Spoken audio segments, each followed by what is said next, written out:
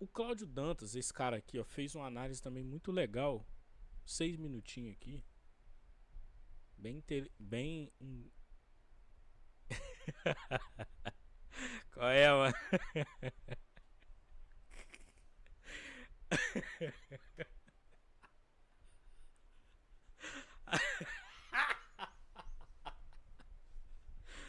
Mas você me quebra, pô. Esse demônio é lá de Osasco?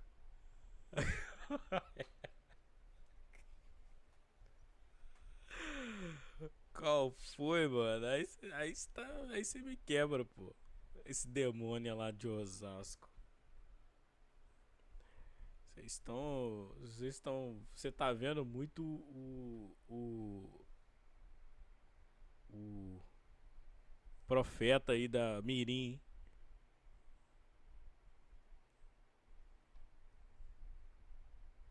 Esse demônio era de Osasco. Isso foi muito engraçado esse vídeo, né, cara? Como é que pode, né? Mas como diz você, é melhor pregando do que fora da igreja, né? Esse demônio lá de Osasco. Não, agora foi engraçado. Agora foi engraçado. Caraca, mano. Mas vamos lá, ó. Esse cara aqui, o Cláudio Dantas, ele fala uma parada muito interessante também sobre isso, tá? E eu queria ver o vídeo dele aqui, porque o vídeo dele é importante. Beleza? Vamos lá. Aquilo que parecia improvável, alguns diriam até impossível, acabou de acontecer. O governo americano retirou o Alexandre de Moraes e a sua esposa, Viviane Barcid de Moraes, da lista de sancionados da OFAC, da lista de sancionados pela Lei Global Magnitsky. Vocês que me acompanham sabem, eu trouxe essa possibilidade há uma semana na minha live, escrevi um artigo sobre isso, trazendo todo o contexto, né, das conversas que o Trump teve com o Joesley Batista, a possibilidade dele atuar como um intermediário para a saída do Nicolás Maduro do poder, e como isso estava sendo tratado no âmbito também do governo brasileiro, das relações bilaterais entre Estados Unidos e Brasil. Não que o Lula tenha feito qualquer coisa, não que o Lula tenha sido responsável por esse gesto. Mas a esquerda vai colocar como se o Lula tivesse salvado os caras, né? Não sei se você sabe disso, né, Cláudio Dantas? Inclusive, vou me inscrever no seu canal aqui, ó. Inscrever no seu canal que eu acho você um cara inteligente. Vamos lá. Foi uma decisão do próprio Donald Trump dentro de um novo contexto político interno e também geopolítico, não só regional, mas interno aqui no Brasil. Desde o primeiro dia, quando foi anunciada a punição, a sanção ao Alexandre de Moraes, naquele contexto também de suspensão de vistos de outros ministros, etc. e tal, a gente tinha uma situação que era a seguinte: essas sanções elas devem servir a uma reação da sociedade brasileira, a uma reação que pressione o STF a encerrar os inquéritos políticos, a encerrar a perseguição política contra Jair Bolsonaro, contra toda a direita, e nada foi feito, nada aconteceu, né? Eu acho engraçado você. Vamos lá, então calma aí, vamos lá. As elites brasileiras não se mobilizaram, nos setores industriais trataram da mesma maneira. Aliás, isso veio naquele contexto também das sanções tarifárias, né? Do tarifaço. Tudo isso era um pacote de pressão diplomática, geopolítica e geoeconômica para que houvesse uma reação popular, quer dizer, para que a sociedade brasileira, em diferentes segmentos, entendesse, identificasse o inimigo comum, entendesse o que estava acontecendo e tomasse alguma decisão. O Congresso não fez nada, os setores industriais, a Faria Lima, né, as elites econômicas desse país nada fizeram.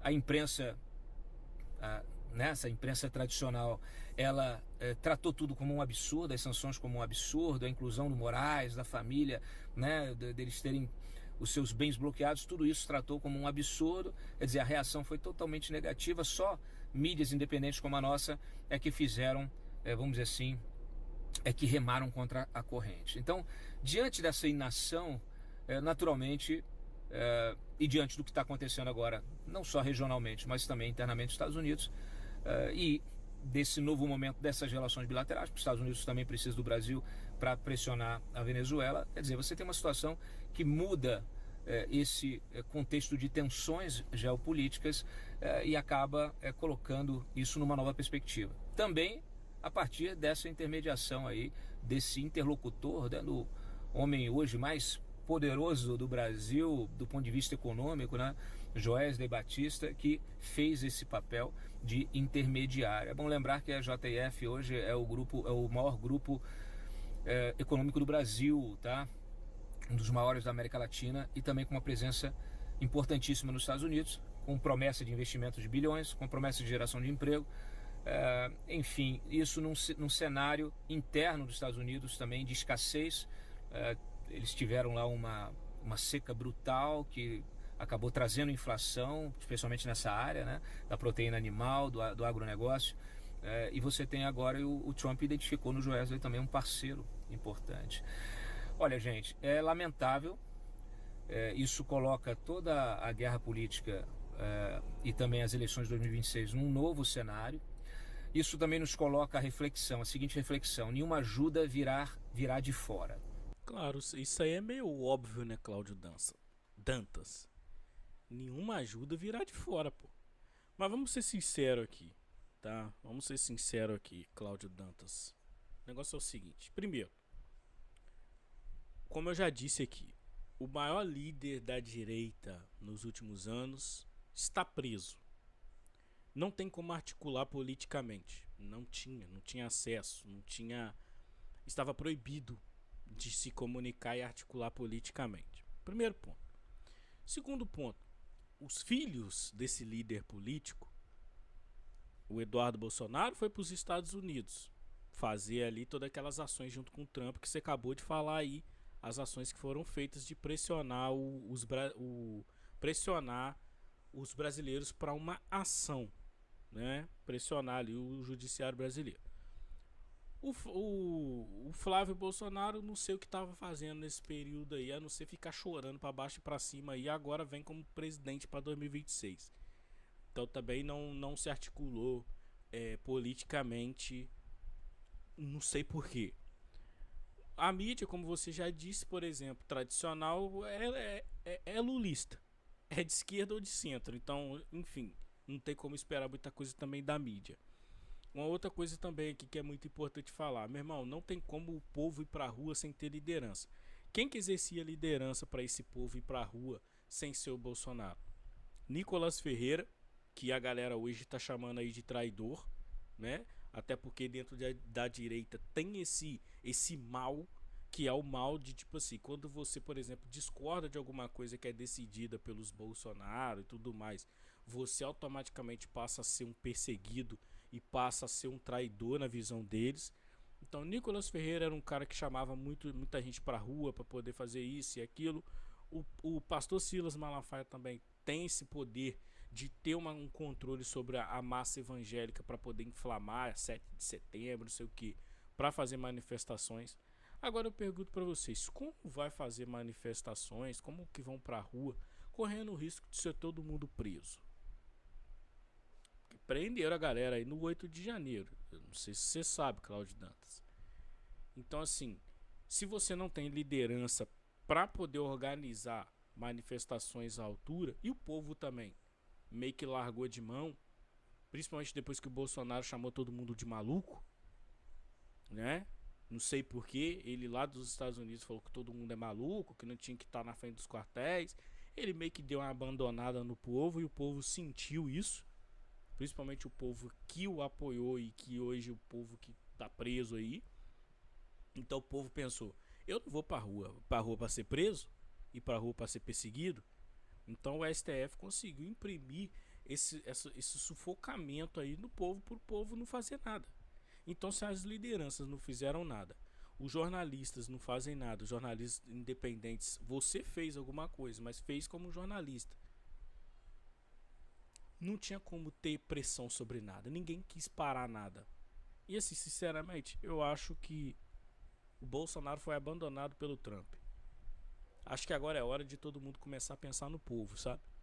É hora do Flávio Bolsonaro começar a pensar no povo, começar a fazer começar a falar o que, que ele vai fazer se ele vier como presidente mesmo. O que, que ele vai fazer para melhorar a vida do povo. É só isso que eu quero saber. Eu não sei vocês, mas eu tô meio cansado dessa guerra política irritante que não visa em nada melhorar a vida do povo. Só visa alianças políticas, crescer, poder, vamos derrubar o Lula, vamos derrubar não sei quem. E eu, povo trabalhador, você, povo trabalhador, fica pensando, cara, o que, que esses caras estão pensando pra gente? Pra 2026. Porque eu, sinceramente, eu não tô interessado em saber o que, que eles estão pensando pro Bolsonaro, não. Eu tô interessado em saber o que, que eles estão pensando pra mim. O que, que eles pretendem fazer pra me ajudar como cidadão a sobreviver nesse país aqui. Agora, os caras só querem falar de Bolsonaro, entendeu? Já mostrou, Magnitsky já foi pro ralo, filho. Magnitsky já foi pro ralo. Pressão de Big Tech já foi pro ralo. Então assim, ó, eu acho que tá na hora de parar de tentar combater o cara e pensar em uma alternativa. Pensar em uma alternativa. Se vocês quiserem aí ficar confrontando-se uns aos outros aí, esquecendo do povo, aí vocês que sabem. Entendeu? Tá? Não pensem que vai vir um milagre que vai resolver um problema interno nosso. Hoje absolutamente claro para todos, até para o Centrão dentro do Congresso, né? Tivemos aí essa investigação agora do Flávio Dino pegando uma ex-assessora do Arthur Lira, muito grave também. Eles vão para cima do centro, vão para cima da direita, dentro do projeto hegemônico de esquerda. Então, Claro.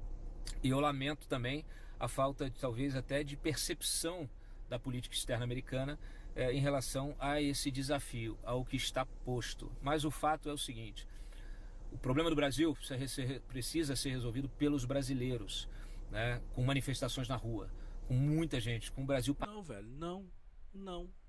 Eu discordo disso aí. Discordo. Eu discordo frontalmente dessa fala dele aí. O problema do Brasil não precisa ser resolvido pelos brasileiros com manifestação em rua, não. Não precisa, não. Já fizeram isso.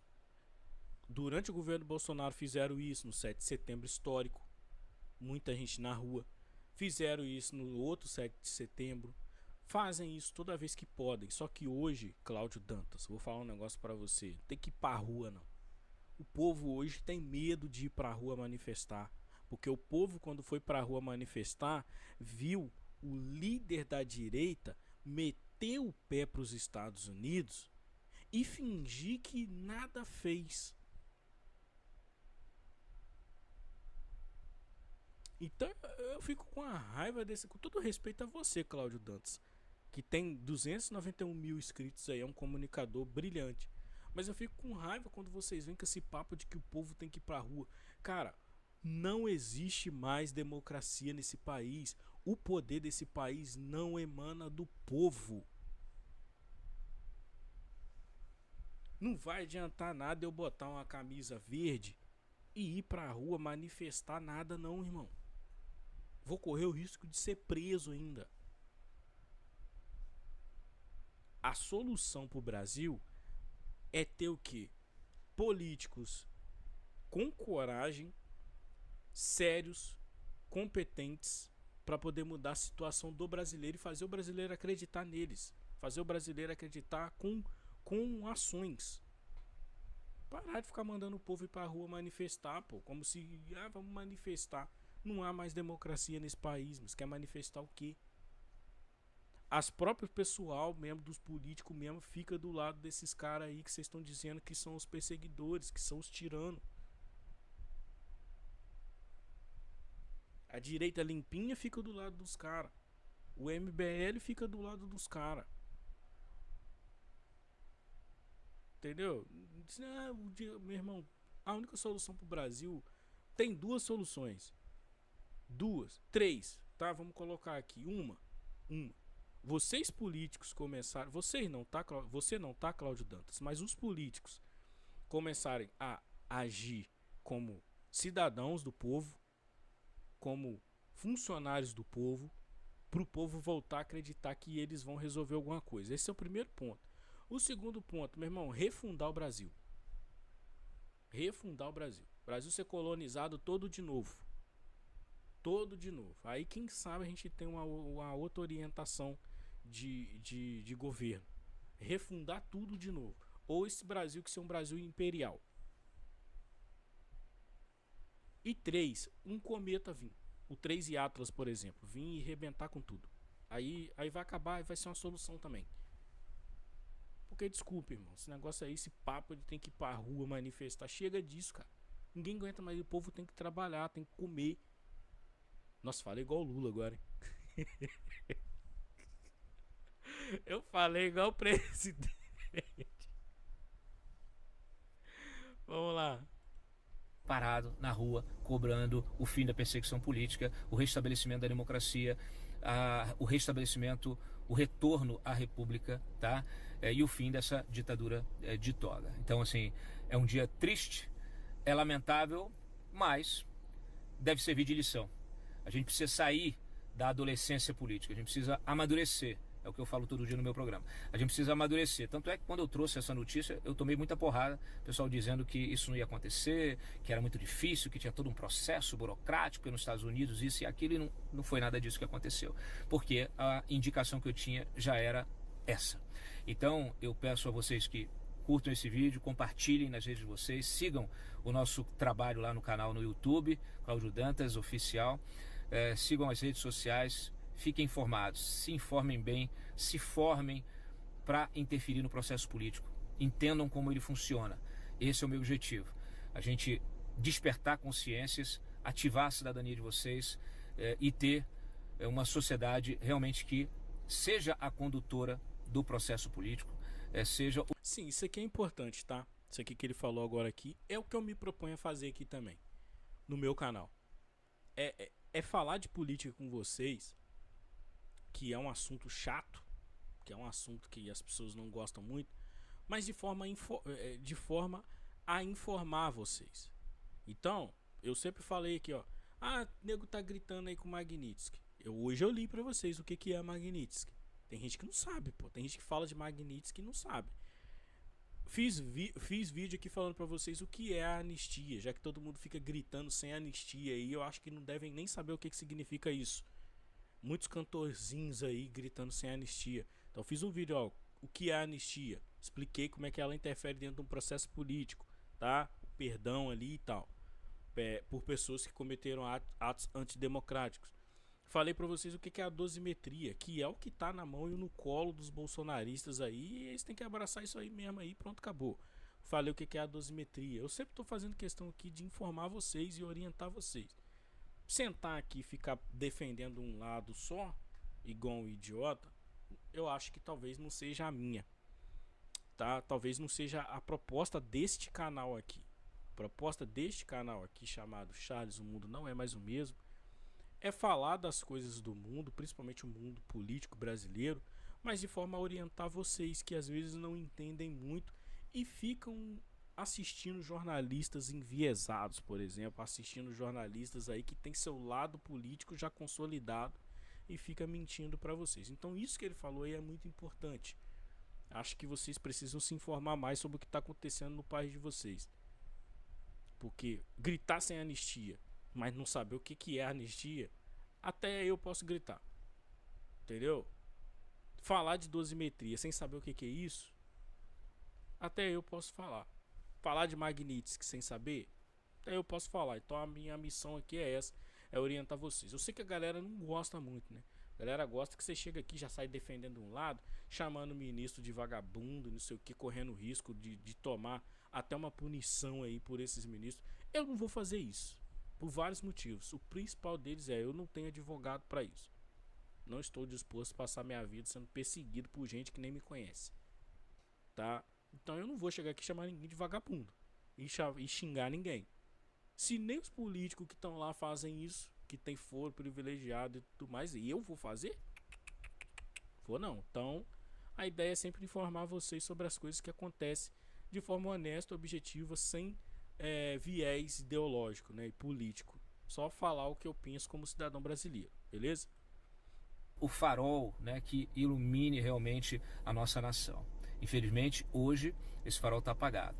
E aquela luzinha que tinha lá no fundo, né, do túnel, lá nos Estados Unidos, lá na América, ela também se apagou. Sim, acabou.